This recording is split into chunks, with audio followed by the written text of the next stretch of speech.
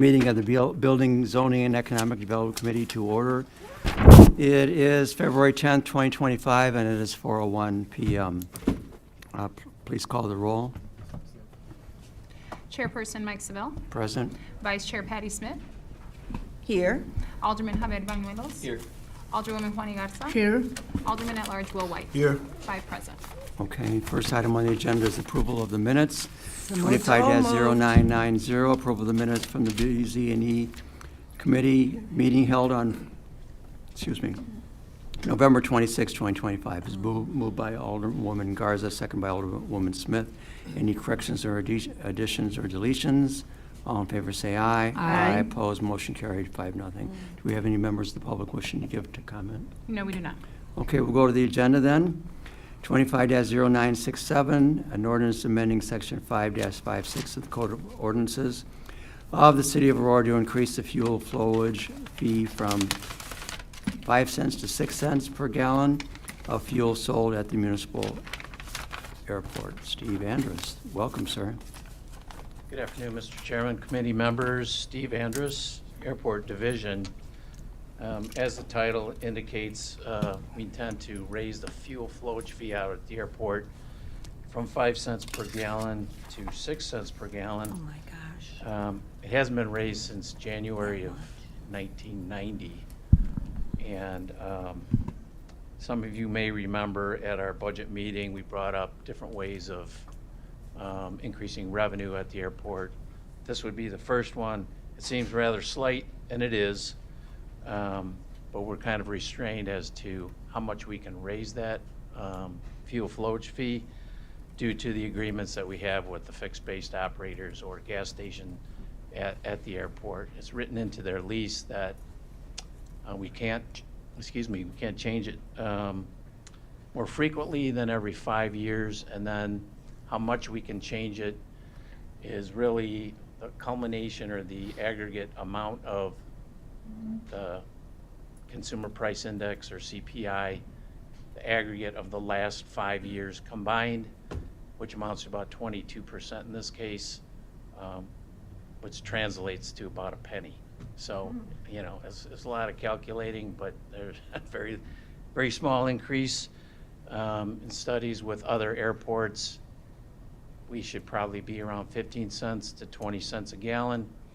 But because of the agreement that we have with our, they're called FBOs, fixed-based operators, we're limited in the amount that we can raise it at any given time. So if you remember the budget meeting, you know, we want to do everything we can to increase revenue, and it's a start, and that translates to about, well, I think I wrote it down there in the write-up. So so 50,000 gallons a year at 1 cent is about all we're increasing. Or, So that one is that penny. right? Whatever the number is. So it's about $50,000 worth of revenue. 1 million gallons per year translates to about $50,000 of revenue for the airport. If you raise it to a penny to 6 cents. Well, that's just in general, with the amount of fuel that gets sold, which is about 1 million gallons, as I mentioned. That nickel obviously translates to about 50,000, so you're adding maybe another 10,000-ish. Does that make sense? Yes. Okay. Any questions? No questions. I wish we could raise it more. Yeah. Chairman, I have a question. Yes. So in the legislative text, it says the last time a fee was changed in 1990. Correct. And you just mentioned you can change it every 5 years, and there is a little verbiage as to why it may not have changed since 1990. Yes. I'm not totally following. So moving forward, is there a plan to change the price every 5 years to adjust for inflation? I would say so. Okay. That would be my plan. Unfortunately, the city has never had the appetite to move with that because, it's only a penny. Well, only a penny. Now, we thought maybe it was every year that we could adjust it. We can't. It's every 5 years. But regardless, you know, take advantage of any increase that's available to us. Patrick. Good afternoon, Assistant Corporation Assistant Corporation Counsel. I'm Patrick. I work in the So we were contractually limited in our contracts with Rev and J, our two FBOs out at the airport that sell fuel, where we agreed to not raise the price on the fuel for their first 5 years that they were there. Rev is in the first 5 years of their agreement, but they no longer sell fuel. So now this is the time that we could bring it forward. We, for the last 5 years, could not. And how often can we bring it forward then? Every year? That predates me, because then the agreement we had with JA that was in 7, and also that was amended in every 5, 5 also had years. the 5 years. Oh, okay. So What I see, I know there's some activity happening at the airport. Maybe, in the next couple of years, if we get somebody else, another FBO out there, perhaps that could be written into that agreement. We could change that at that time. So rather than, the 6 cents that potentially we would be if council approves this, maybe we could raise it up to the 15-cent. yeah, I level. believe it's in the packet, as well as I think locally in the area for airports in and around this area. I think it was like 12 and a half cents. I think the plan is going forward is to bring this forward every year. We are limited to the percentage we can raise it up, but the intention is to do that every year to get more towards the. And that number you gave with competitive airports in the region, is that DuPage Airport, for example? What is Yes. theirs? Theirs is about 12 and a half cents?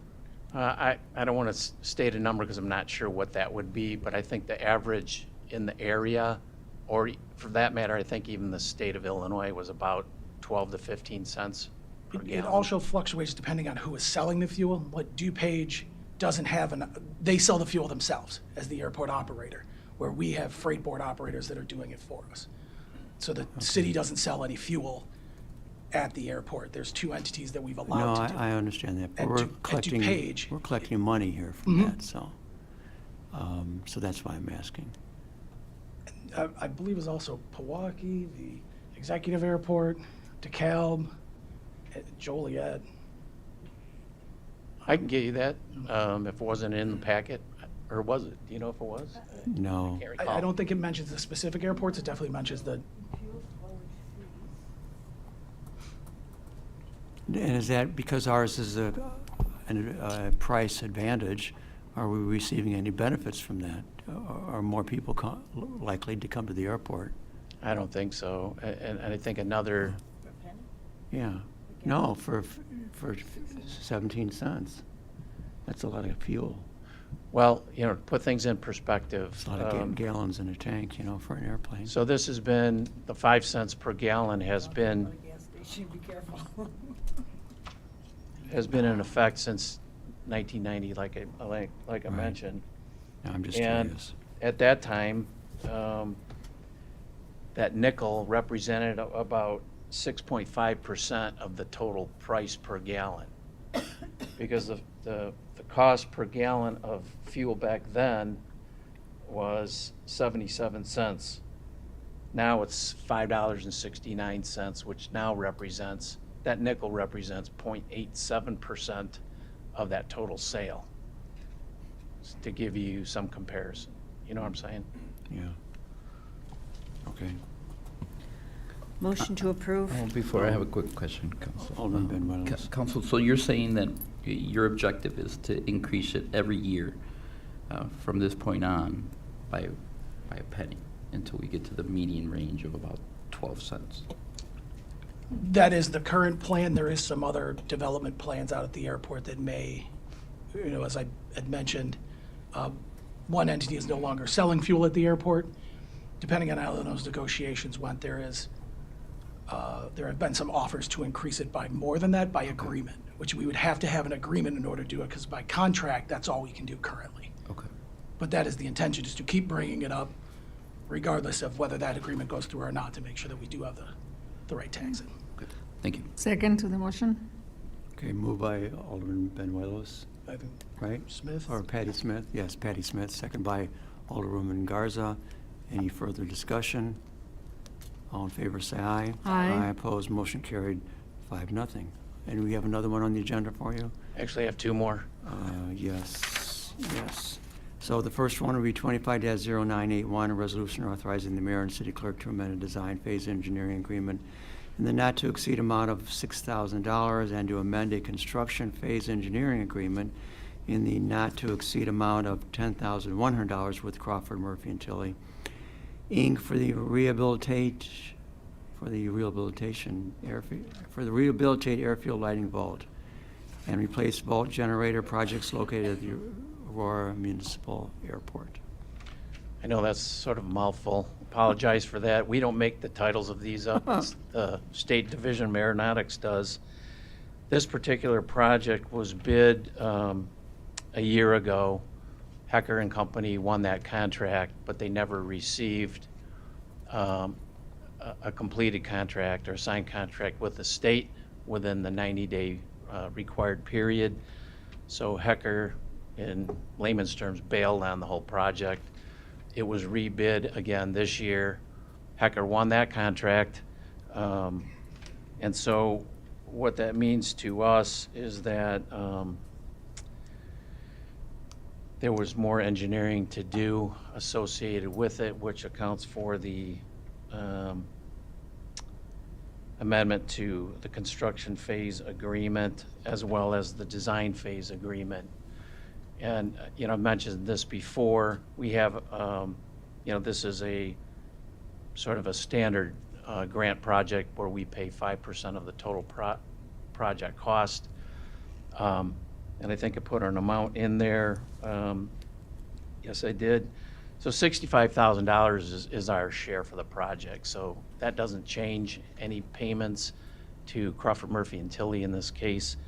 That's over and above that $65,000. Once the project is complete, we would get that reimbursed back to the city. So it says on my agenda here that's the amount of $10,100 for the engineering phase. Right?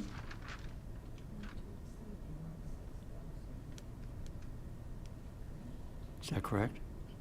Well, I didn't hear the question. I'm sorry. No, it says on the agenda and then in their packet that the amount is not to exceed $10,100. That's correct. Okay. Right. That's for the amendment.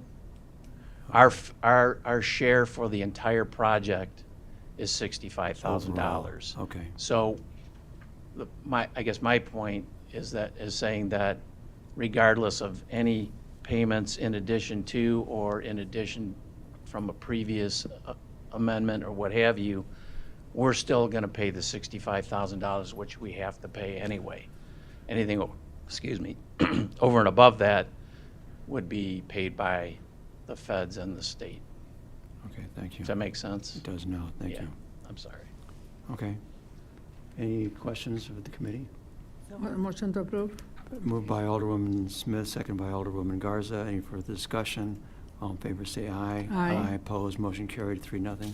And then your last item was 25-0997, a resolution authorizing the mayor and city clerk to amend a design phase engineering agreement in a not-to-exceed amount of $15,700 with Crawford Murphy and Tilly and to execute a non-competitive procurement contract with Hallie Bright, Inc. for the purchase of 1 rotating beacon and 4 wind cones in the not-to-exceed amount of $30,000 in association with Project ARR-5201, replace airfield signage, wind cones, runway 15 and 27 runway end identifier lights, and airport rotating beacon, construct runway guard lights at runway 15-33 at the Aurora Municipal Airport.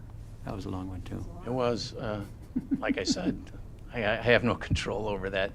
So, but essentially, what we're doing is we're asking for approval to purchase the rotating beacon and the 4 wind cones directly by the city outside of the project that is being bid through the state, because the state recognizes that the items I just mentioned, there's only one provider for those, and that's Hallie Bright. So because it's got to be a competitive bid, the state and the feds took that portion out. They bid the project. They have a low bidder, they have a contractor who will install the entire project.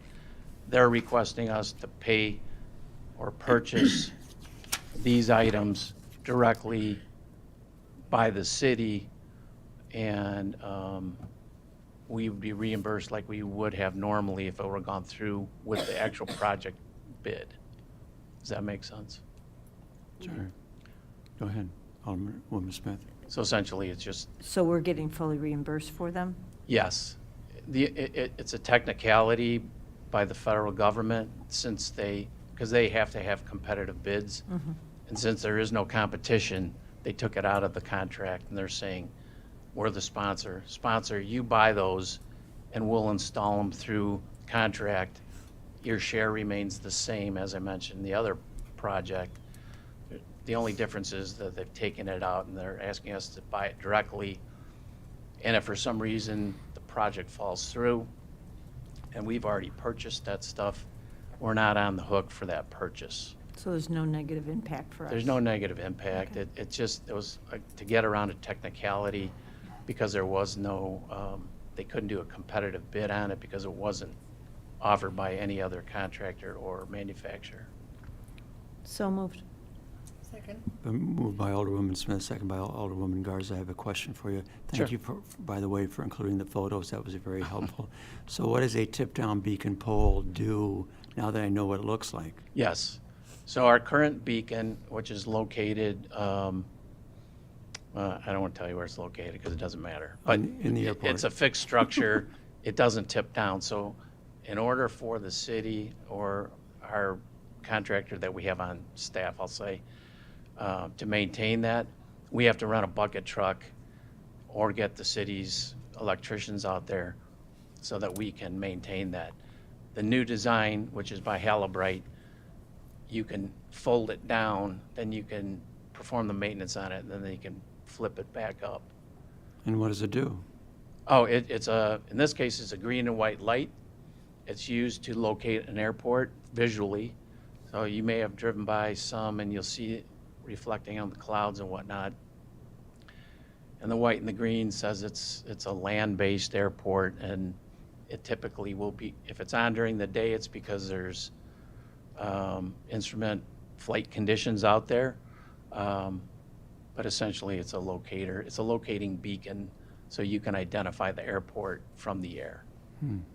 Interesting. So, Makes sense. More information for you to thank. Yeah. Any other questions or discussion? Hearing none, all in favor say aye. Aye. Opposed, motion carried, 5-0. Thank you, Steve. thank you. And the next item is... Merry Christmas, Steve. 20 Thank you, same to you all. Thank you. 25-0966, a resolution approving a final plan on property located at 3080 Bilter Road for warehouse, distribution, and storage services use.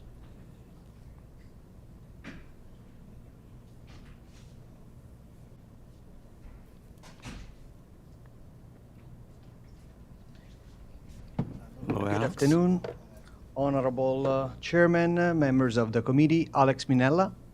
Yes, indeed, I'm back. Alex Minella with the Zoning and Planning back. Division.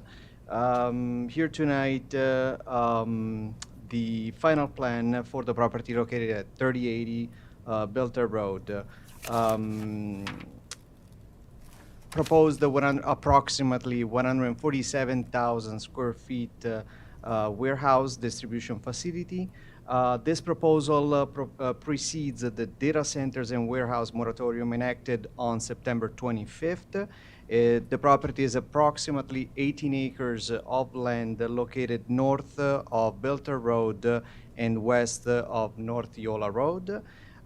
It's located within the Planned Development District, Butterfield PDD, and which permits this specific use. With no further ado, I would like to introduce the petitioner, I Street Logistics Properties, and for which we have two representatives here tonight.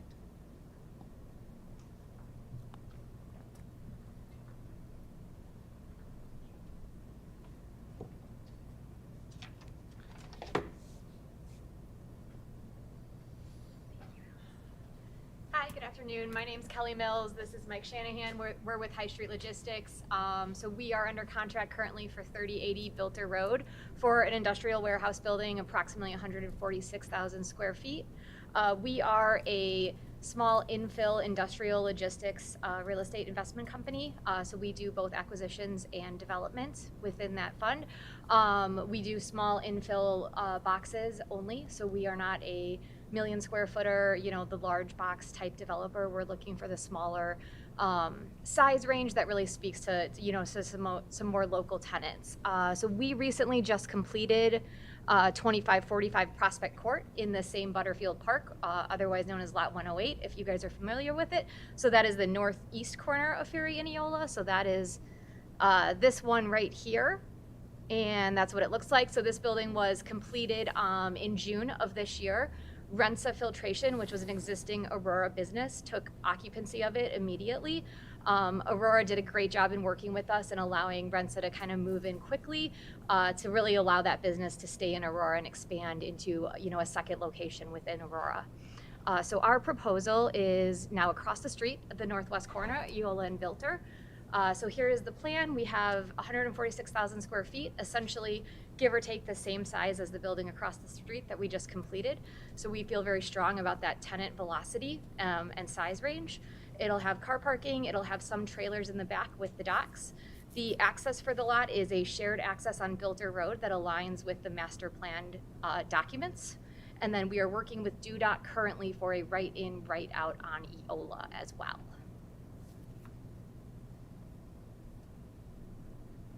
And that's really it. I'll open it up if you guys have any questions for us. Okay, any questions of the committee? Looks pretty. And you said you have a tenant?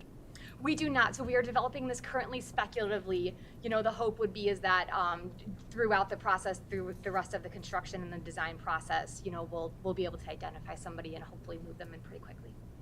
And to Kelly's point, we had significant interest in the building across the street Right. prior to completion. I think we received 4 full building RFPs while the building was under construction. A lot of times people wait until you're closer to construction completion or a little bit afterwards. And I think out of those 4, I think 3 of them were existing Aurora businesses. So we do kind of anticipate, I think due to the increased activity that we had, our plan would be to try to reach back out to them and see if the timing would still work. But that being said, I think there's a lot of interest in similar product as this. We leased the building across the street to a single tenant in Rensa. That being said, this building would be demised to be able to split into 3 units. So we're not only looking for a 145,000 square foot tenant, we could look at people that would only need 30 to 50,000 square feet as well. Okay, thank you. Alderwoman Garza. So this question is for Alex. When you say they start doing the application for this, before we do the application moratorium? was received before the enactment of the moratorium. Yes. Yeah. So, okay, how many more we have after we That have the was- moratorium? That was the only one that we received that day. Because last night also we talking about the other one. The other So ones. how many more we have behind? I need to know. Behind it. We actually have one additional one, another warehouse that was also received before the moratorium took place. So that one should be coming forward, I think, it will be coming forward in January. So there was 2 that were received before the actual moratorium came through. And then we did do an approval for one last night and then one a couple weeks ago. So there's 4 total.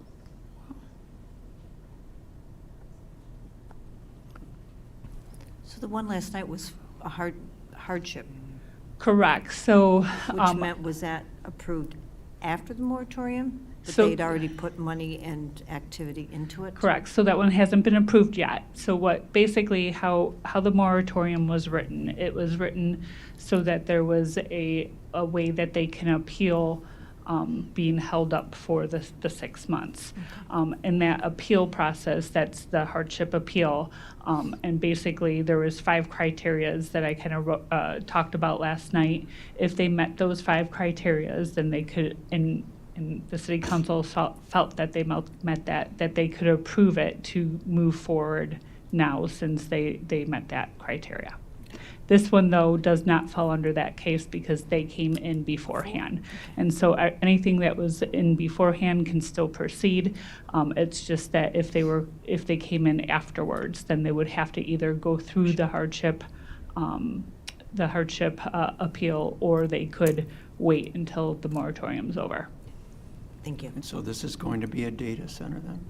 I'm sorry? This is going to be a This data? is going to be a warehouse. Warehouse. Warehouse. Yes, a okay. warehouse. Great, okay. So it's either a warehouse or for a data center, Or? or a data center, yep. Okay. Not this location, though. Let me, It's a the moratorium. moratorium. Moratorium, The yes. moratorium, Moratorium, for- right, yes. yes. Yes, but this is a warehouse. Okay. Warehouse with office component as well. Yeah, okay. So, All right. Chairman, Yes, Alderman question. White. So to your point, there's one more. Is that a warehouse or is that a data center? So we do have one more hardship that is in, and that would be for a data center. And that's the one we'll see in January? That one will be coming forward probably in January. Got it. And then there is another warehouse that got in before the moratorium took place. So there's another hardship that is in currently for data center, and then there's another warehouse that came in prior to the moratorium coming in place. So those two you will see probably both in January. Got it. Okay. What is the location? One's off, the warehouse is off of Mitchell Road, and then the data center is off of 25 and Meadow, South of I-88. yeah, just south of Wow. I-88 Right. on Route 25, The old quarry pit. correct. Correct. Go back to this one. Motion to approve. Second. Thank you. It's been motion made by Alderwoman Smith, second by Alderman Benuelos. Any further discussion? Anything more to add?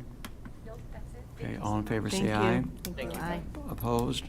Motion carried, 5-0. Good luck to you. Thank you very much. Thank you. Any other business to come before the BZ&E Committee? Motion been made Second. by Alderwoman Smith, second by Alderwoman Garza. All in favor, say aye. Aye, opposed. Motion carried. We are adjourned at 4:29 PM. Thank you, one and all.